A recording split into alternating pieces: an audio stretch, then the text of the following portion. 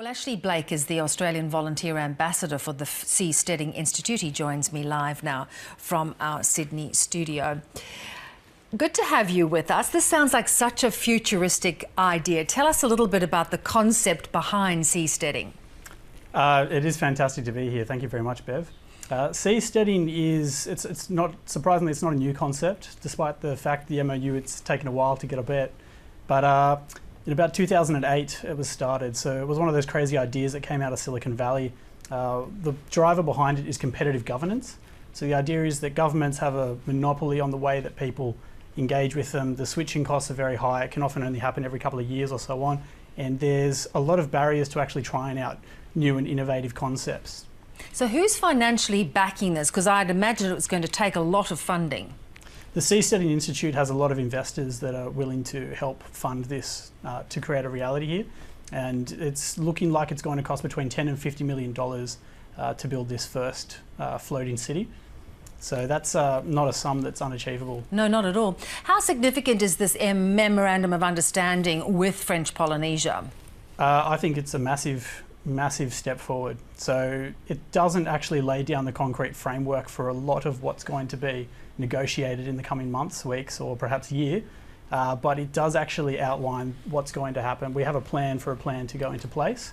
There is going to be some sites that are going to be assessed for their suitability. We're going to be looking into the economic and environmental benefits behind this. But it looks like it's really going to happen. So the Tahitians are really excited about this as well. They actually reached out to the Seasteading Institute because of the threats faced to them by climate change. And that's where the logic seems to be really connected, the thought that many people might be displaced. In fact, their entire nations completely overwhelmed by sea. So this would be an alternative for them to go and live. But what are the economics of this floating city? There's quite a few ways that it could operate economically. I mean, several of them are feasible. One that's been floated has been medical services. So if you think about stem cell technology, if you think about medical advancements that are held back by existing regulatory frameworks, in Australia we're seeing some problems with medicinal marijuana. Even though there's pushes for it, it still takes a lot of time, and if you actually had a medical emergency, you might be willing to travel to a seastead to actually get the help you need. Particularly with stem cells and genetic engineering, medical researchers, I could imagine, would also be incredibly excited about the chance to practice in these areas.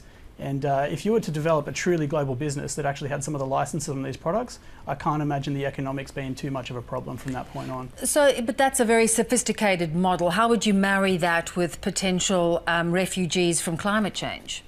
It's a city, it's a floating city, so it's not just going to be researchers, it's not just going to be a single business of any kind. And what's happening here is the pilot program is going to find out what works and what doesn't. So there's also a lot of algae-based agriculture options and so on. The technologies are going to be improved and refined once the floating city is getting built, including the governance frameworks and some of the other features of the city that will hopefully draw people to it. And on that governance framework, I understand the concept is not to be beholden to any one nation or necessarily to international rules, is that right? That's the libertarian ideal behind it. It's up for negotiation at this point as to what level of control will be given to the seastead alone. There's obviously going to be restrictions around the environmental impact and so on, but I think that there's an alignment there that we want sustainable development. So where these things are aligned, I don't see it being too much of a problem. And I guess too, how vulnerable would it be, say, to weather events like cyclones, where you may then need to depend on another nation to come to its aid? Well, the beauty about floating platforms is if you see something coming, you can float it away. Oh, so they're quite movable. I guess that's true. Yeah, there are some severe engineering challenges, and yes, it's a marine environment. Things will go wrong, but these are technical challenges that can be solved, and there's a lot of very clever people working on solving them. Because the potential upside for this is massive. It's very high. So the dream is what you're going to start working on about 2019. Do you think that's an achievable dream? I do believe that is an achievable goal, yes. Terrific stuff. Ashley, good to talk. Thanks for telling us a little bit about this plan. No problem. Thank you very much.